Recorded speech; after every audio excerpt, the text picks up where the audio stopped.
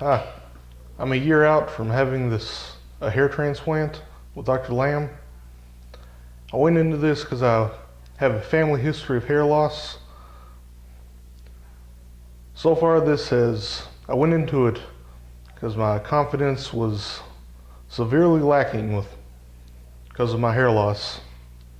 And since having it, my confidence has been extremely great.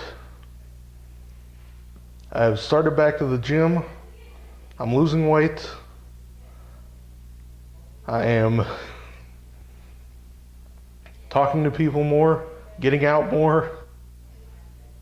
I would recommend this to anyone who is thinking about it.